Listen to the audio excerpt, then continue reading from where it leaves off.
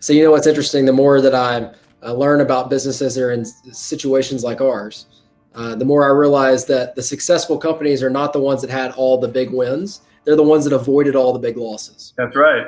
Well said. And you can hit a couple of landmines here and there, but it's being able to get yourself back up and keep marching forward rather than looking down at your leg, getting queasy and turning back. That's right.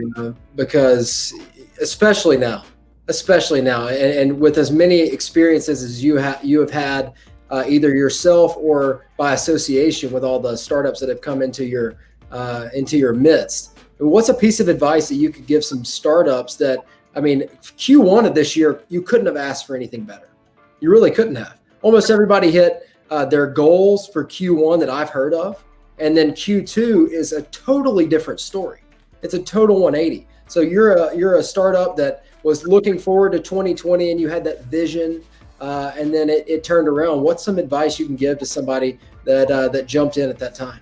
Oh my God. Well, it just depends on what stage they're in, because that is going to determine what advice I give, if that makes sense. You know, like for instance, if it was super, super early, maybe it doesn't make sense to launch during this time, depending on your business. So that validation process needs to hold off. But on the flip side of that, if somehow your startup idea might thrive in this environment for whatever reason, then maybe it is the perfect time, and maybe you need to accelerate, you know, to really launch it to get customer feedback. But if you're let's say a seed stage founder, even like myself, like the actual startup is around seed stage right now, the startup in particular that I'm the founder of. So with advice I would give to a seed stage founder is, you know, you have to be able to be liquid, you have to adapt, you have to just really be completely and wildly ambitious and still try and figure out how to put the pieces together and what moves to make.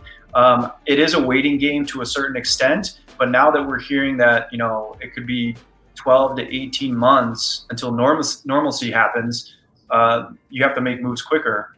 So for myself, I was kind of, you know, waiting, and I waited probably about a month and a half. But now that I know the extent of the damage that's going to be done and how we're not close to being out the woods, now something needs to be done, which is why in the beginning of our conversation, I said this pivot is about to happen.